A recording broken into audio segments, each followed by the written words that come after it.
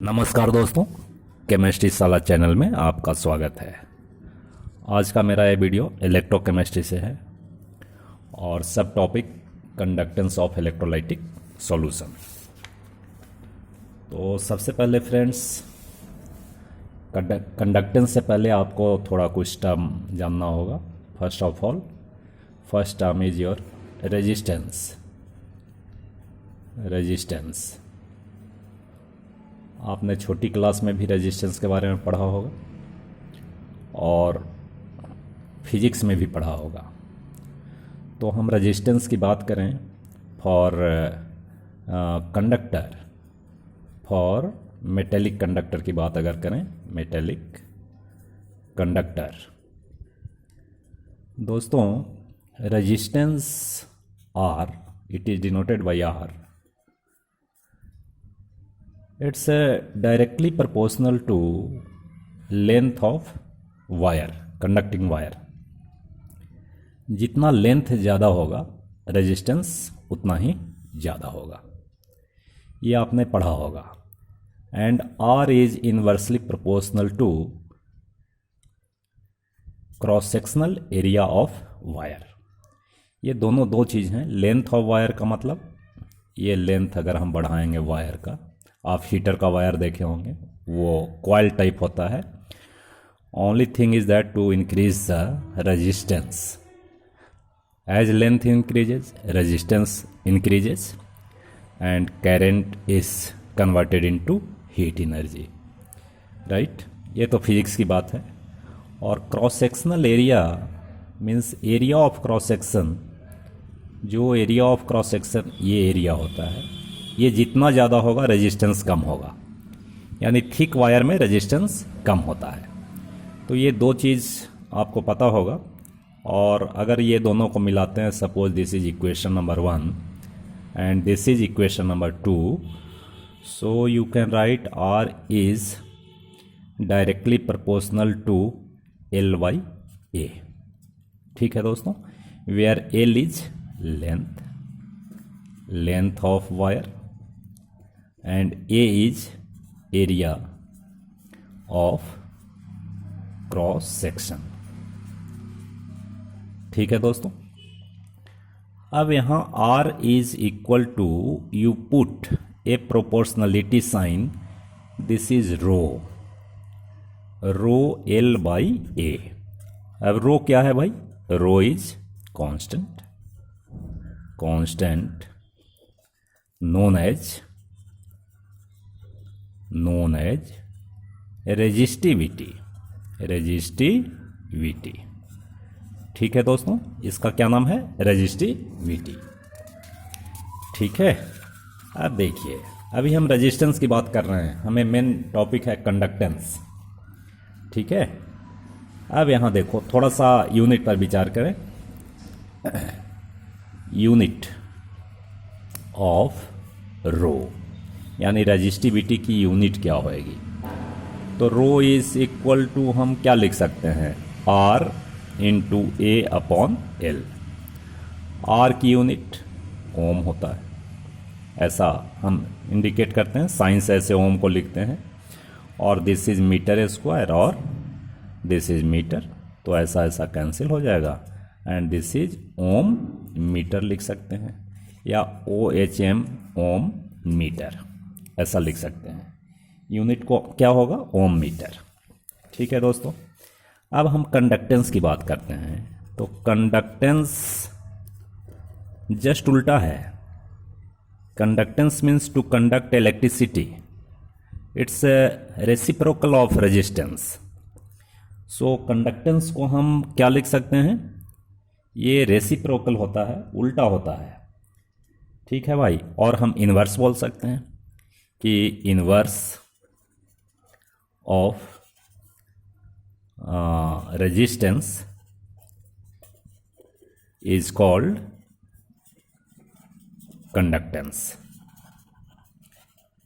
ठीक है दोस्तों, इतनी बात तो समझ आ रहा होगा। And it is denoted by G, इसको कैपिटल G से हम लोग डिनोट करते हैं। तो बच्चों बताओ, G इक्वल टू हम क्या लिख सकते हैं? 1/R लिख सकते हैं, बहुत आसानी से लिख सकते हैं 1/R। और 1/r को हम क्या लिख सकते हैं? देखिए यहाँ से देखिए, ये r है ना, अब इसको हम 1/r के फॉर्म में हम क्या लिख सकते हैं? 1/r अगर लिखेंगे तो 1/r लिखेंगे तो ये नीचे आ जाएगा, ये नीचे आ जाएगा, a ऊपर चले जाएगा, यानी a/ρl लिख सकते हैं। ठीक है, लिख सकते हैं कि नहीं? तो 1/r या g इक्वल टू हम क्या लिख सकते हैं भाई? 1/ρ लिखेंगे और इसमें a लिखेंगे और l लिखेंगे। ठीक है दोस्तों, तो इसको हम क्या लिख सकते हैं? ये g equal to this one. अब ये जो 1/ρ है, ये कांस्टेंट को हम लोग एक लेटर से डिनोट करते हैं, g is equal to k, kappa, kappa ये ग्रीक वर्ड है, a l। अब k को हम क्या कहेंगे? तो ये रो इज रेजिस्टिविटी, तो k is conductivity, k is called ये कंडक्टिविटी। ठीक है, और g को क्या बोलेंगे जी? कंडक्टेंस बोलेंगे। ठीक है बच्चों, बात समझ आ रही है? देखो, हमें थोड़ा सा ध्यान रखना है, कंडक्टेंस किसका उल्टा होता है भाई? g equal to 1/r। और कंडक्टिविटी किसका उल्टा होता है? रेजिस्टिविटी का।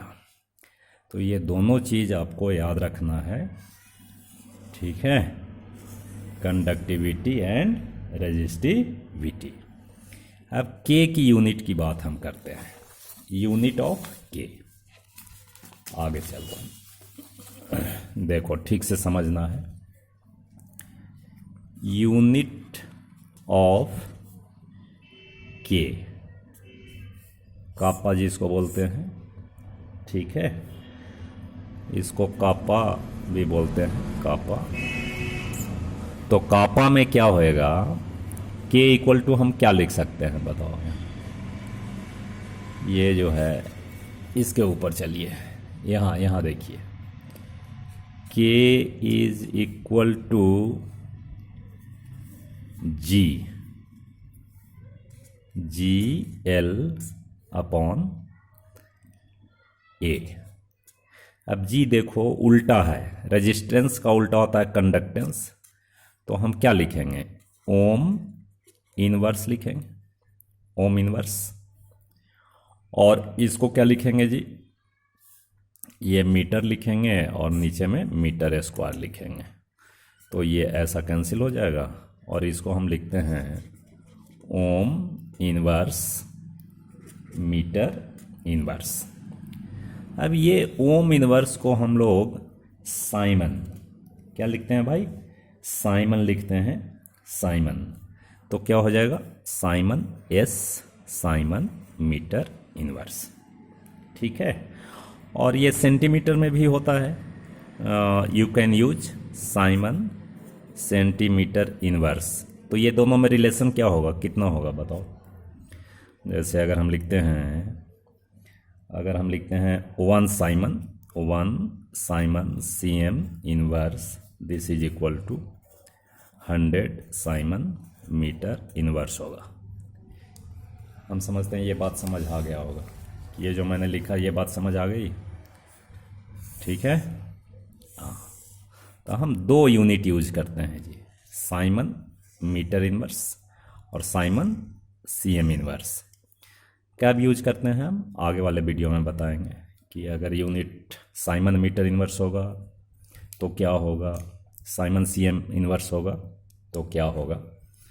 आसानी है, आगे वाले वीडियो में आप देखिएगा, ध्यान से देखिएगा। ठीक है दोस्तों, अब देखो कि कंडक्टेंस ऑफ मेटेलिक वायर या मेटेलिक सब्सटेंस होगा वायर डिपेंड्स ऑन, किस पे डिपेंड करता है? ये क्वेश्चन बोर्ड में पूछे जाते हैं। तो सबसे पहला एक आंख बंद कीजिए और लिख दीजिए नेचर ऑफ मेटल। एक तो ये हो गया कि एजी में सबसे ज़्यादा होगा जी, उसके बाद सीयू में होगा, ठीक है कि नहीं। तो इस तरह से नेचर पर डिपेंड करता है और उसके स्ट्रक्चर पर डिपेंड करता है। तो नेचर और स्ट्रक्चर भी लिख सकते हो, ठीक है। Number 2, number of valence electron, number of valence electron. चूँकि कैरेंट इलेक्ट्रिसिटी जो होता है वो फ्लो ऑफ फ्री इलेक्ट्रॉन होता है। कैरेंट क्या होता है भाई, ये flow of free electron, free electron per unit time होता है, ये आगे देखेंगे, ठीक है। और नंबर 3 जो है ये टेम्परेचर, टेम्परेचर ये जो फैक्टर है, इसमें मेटेलिक कंडक्टर में क्या होता है ये थोड़ा ध्यान देने वाली बात है। ऐसा क्वेश्चन पूछा जा सकता है क्योंकि अभी ऑब्जेक्टिव क्वेश्चन भी आने लगे हैं। तो टेम्परेचर बढ़ाओगे, मेटेलिक कंडक्टर की बात कर रहे हैं, तो टेम्परेचर के ये इन्वर्सली प्रोपोर्शनल होता है जी कंडक्टेंस। ये मेटेलिक में, मेटेलिक कंडक्टर, मेटेलिक कंडक्टर की मैं बात कर रहा हूँ, ठीक है। इसका मतलब है कि अगर टेम्परेचर बढ़ाओगे तो ऐसा क्यों होता है, ऐसा इसलिए होता है कि अगर मान लीजिए ये वायर है, ये वायर मान लो आयरन का है, तो आयरन होगा तो क्या होगा, ये फ्री इलेक्ट्रॉन है, और मान लीजिए कि Fe3+ लिख दिया, ऐसा इलेक्ट्रॉन Fe3+ ऐसा है। तो इसमें जो फ्लो ऑफ इलेक्ट्रॉन होगा, अगर हाई टेम्परेचर होगा, टेम्परेचर इंक्रीजेज, तो उस केस में there is vibration of metal ion. Metal ion vibrate करते हैं, ऊपर और नीचे वाइब्रेट करते हैं to increase kinetic energy. Kinetic energy, kinetic energy किससे मिलेगा, ये टेम्परेचर से मिलेगा, ठीक है कि नहीं। तो टेम्परेचर से काइनेटिक एनर्जी मिलेगा, तो वाइब्रेशन ऑफ आयंस, अब वाइब्रेशन होगा तो इट डिस्टर्ब्स और ऑब्स्टेकल और hindered to flow electron. So ultimately conductance of metallic wire decreases on increasing temperature, ठीक है दोस्तों। तो ये बात समझ आ गई होगी। अब सेकेंड बात ये समझना है कि हम लोग केमिस्ट्री की बात कर रहे हैं, केमिस्ट्री ही पढ़ना है, तो इसमें हमें इलेक्ट्रोलाइटिक सॉल्यूशन होगा या आयनिक सॉल्यूशन की बात करेंगे। तो आप देखिए इलेक्ट्रोलाइटिक सॉल्यूशन में क्या होगा, किस पे डिपेंड करेगा। तो उसमें भी सबसे पहला एक तो नेचर होगा कि nature of electrolyte, nature of electrolyte. तो इसमें फ्रेंड्स आपको दो चीज़ देखना है। नेचर ऑफ इलेक्ट्रोलाइट में क्या होगा कि देखो, अगर मान लो स्ट्रॉन्ग इलेक्ट्रोलाइट है तो उसमें कंडक्शन ज़्यादा होगा, नहीं स्ट्रॉन्ग इलेक्ट्रोलाइट, स्ट्रॉन्ग इलेक्ट्रोलाइट आपको पता है, स्ट्रॉन्ग इलेक्ट्रोलाइट कि जिसमें आयंस का डिसोसिएशन 100% होता है, ठीक है। जैसे स्ट्रॉन्ग इलेक्ट्रोलाइट है, NaCl है, HCl है, ठीक है भाई। ये सारे अगर होंगे तो इनका डिसोसिएशन ज़्यादा से ज़्यादा होता है, 100% मीन्स अबाउट 100% होता है। तो उस केस में कंडक्टेंस ज़्यादा होगा। तो एक तो नेचर पर डिपेंड करता है। अगर वीक इलेक्ट्रोलाइट होगा तो वीक इलेक्ट्रोलाइट होगा तो इसमें कंडक्शन कम होगा, क्योंकि नंबर ऑफ आयंस कम है। और ये जो इलेक्ट्रोलाइटिक कंडक्टर है, it depends on number of mobile ion. ये आगे मैं थोड़ा दिखा देता हूँ, ठीक है। नंबर 2 है size of ion, size of ion. अगर साइज छोटा होगा, स्मॉलर होगा, तो इनका फ्लो ज़्यादा होगा, तो कंडक्टिविटी मोर होगा, यानी कंडक्टेंस मोर होगा, और वाइस वर्सा, इसका उल्टा है, बड़ा होगा तो कम होगा। ठीक है। Number 3, nature of solvent. Nature of solvent, अगर सॉलेबिलिटी ज़्यादा होगी तो नंबर ऑफ आयंस ज़्यादा होंगे। अगर सोलेबल कम होगा तो बहुत सारा सॉल्ट इनसोलेबल रहेगा, तो उसमें कंडक्टेंस घट जाएगा। 4th one is viscosity. Viscosity, अगर विस्कस लिक्विड है, विस्कस मीन्स मोर डेंसर, मोर डेंसर, ज़्यादा होगा डेंसर तो उसमें कंडक्टिविटी कम होगी, लेस कंडक्टेंस। क्यों? चूँकि फ्लो ऑफ आयंस में डिस्टर्बेंस होगा। ठीक है कि नहीं? अगर गाढ़ा लिक्विड होगा, मोर डेंसर होगा, तो उसमें फ्लो ऑफ आयंस थोड़ा कम होंगे। And number 5, concentration of electrolyte. Concentration of electrolyte, concentration ज़्यादा है, ज़्यादा मीन्स मोर आयंस, मोर आयंस, तो कंडक्टिविटी मोर होगा, तो कंडक्टेंस मोर होगा। ठीक है, क्योंकि नंबर ऑफ आयंस ज़्यादा होंगे। Next factor is that is important, temperature. अगर मान लीजिए कि टेम्परेचर को घटाएंगे बढ़ाएंगे तो क्या होएगा। 6th one is it depends on temperature also. तो टेम्परेचर अगर बढ़ाओगे तो कंडक्टेंस बढ़ता है, इलेक्ट्रोलाइटिक कंडक्टर बढ़ेगा, कंडक्टेंस बढ़ेगा जी। क्यों बढ़ेगा?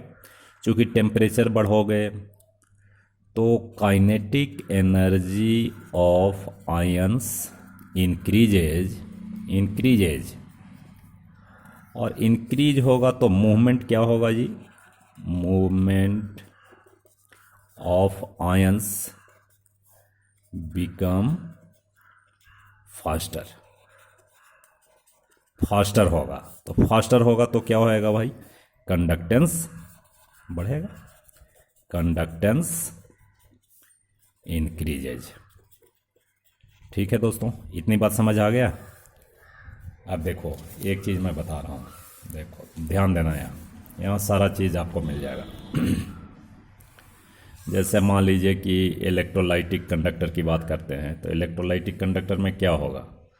ये 2 इलेक्ट्रोड होता है, ठीक है, और 2 इलेक्ट्रोड होगा। इसको हम अगर सेल से ऐसे ऐड करते हैं, कनेक्ट करते हैं, तो ये आपका निगेटिव है, मीन्स कैथोड, और ये एनोड होगा, ये पॉजिटिव और ये नेगेटिव। मान लीजिए इसमें सॉल्यूशन है NaCl का है, तो Na प्लस में होगा और Cl माइनस में होगा। तो एक्चुअली इसमें जो इलेक्ट्रोलाइट है, इससे इलेक्ट्रिसिटी पास करना है। तो पास करने का प्रोसेस क्या है? देखो, यहाँ से इलेक्ट्रॉन आएगा, सेल से आएगा, यहाँ आएगा। अब this electron is picked up by Na plus two form Na। ये सोडियम जो है इलेक्ट्रॉन लेकर क्या करेगा भाई? इस पे डिपॉजिट हो जाएगा sodium metal. At the same time Cl minus goes to anode and Cl2 gas is released by living electron. ये यहाँ जाएगा और हाफ Cl2 गैस बनेगा और इलेक्ट्रॉन इस पे छोड़ देगा। तो देखो, तो इस तरह से एक इलेक्ट्रॉन यहाँ से आ रहा था और एक इलेक्ट्रॉन फिर इसको वापस मिल गया। तो वापस मिल गया means there is circulation of electron. ठीक है दोस्तों, अब इस केस में देखो बहुत सारा चीज़ है। जितना ज़्यादा आयंस होगा उतना ही कंडक्टिविटी ज़्यादा होगी, जितना छोटा होगा उतना फास्ट मूवमेंट होगा, जितना सोलेबल होगा तो सोलेबल होगा मीन्स आयंस ज़्यादा होंगे सॉल्यूशन में, कंडक्टिविटी ज़्यादा होगी। अगर टेम्परेचर बढ़ाओगे तो इसका काइनेटिक एनर्जी बढ़ेगा, मूवमेंट फास्ट होगा, तो भी कंडक्टिविटी बढ़ेगी। अगर विस्कस लिक्विड होगा तो इनको पास करने में थोड़ा परेशानी होएगी, मूवमेंट थोड़ा स्लो हो जाएगा, तो उस केस में कंडक्टिविटी घट जाएगी। तो अगर हम इसको फोकस करते हैं, इसको ध्यान में रखते हैं, तो आपका सारा प्रॉब्लम दूर हो जाएगा। ठीक है दोस्तों, हम समझते हैं बात समझ आ गई होगी। बहुत बहुत धन्यवाद।